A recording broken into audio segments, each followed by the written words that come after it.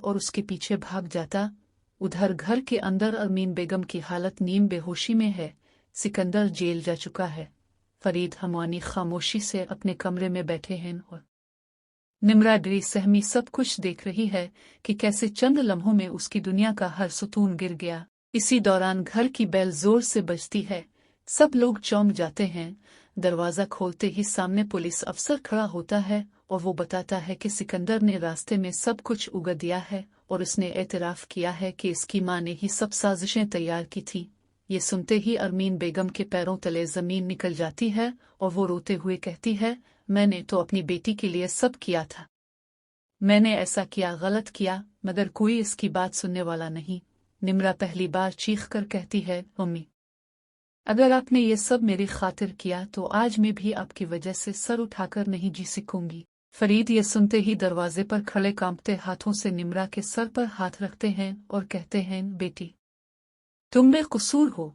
इस घर के गुनाह तुम्हारे नहीं। इधर अलीज़े अपने नए घर की तरफ जा रही थी कि अचानक इसका फोन बजता है। स्क्रीन पर निम्रा का नाम देखकर वो चौंक जाती है। कॉल उठाते ही निम्रा की आंखों से आंसू बह रहे होते हैं। वो कहती है, अपी, आपका जाना हमजा भाई को अंदर से तोड़ रहा है। वो कुछ नहीं बोल रहे, बस छत को देखकर बैठे हैं। शायद वो आपको खोना नहीं चाहते थे। ये सुनकर अलीज़े का दिल बैठ जाता है, मगर वो खुद को संभाल कर जवाब देती है, निम्रा, कभी कभी मोहब्बत कुर्बानी मांगती है और मेरे पास अब देने के लिए कुर्बानी के सिवा कुछ नहीं। दूसरी तरफ हमजा वाकई टूट चुका था। वो अपने कमरे में अकेला बैठकर अलीज़े की चूड़ियों, इसके कपड़ों और उसकी हर चीज को देखता है।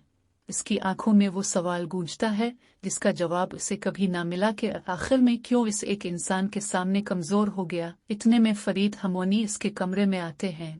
वो पहली बार अपने बेटे के साथ बैठकर आहिस्ता से कहते हैं, हमजा, अलीज़े गलत नहीं थी, हम लोग गलत थे। अगर तुम उसे खो दोगे तो शायद तुम भी हमारी तरह कभी सुकून से ना जी सकोगे। ये अल्फाज हमजा के दिल पर हथौड़े की तरह लगते हैं। इसकी आंखों से पहली बार बेइख्तियार आंसू निकलते हैं और वो सर झुकाकर कहता है, अबू, मैं देर तो नहीं कर दूंगा ना। फरीद इसका कंधा थपथपाकर कहते हैं, असल मोहब्बत कभी देर से नहीं मिलती, बस इसे पकड़ने की हिम्मत चाहिए। और इस लम्हे हमजा अचानक उठ खड़ा होता है। तो वो एक फैसला कर चुका था। वो अलीज़े को रोकने जा रहा था।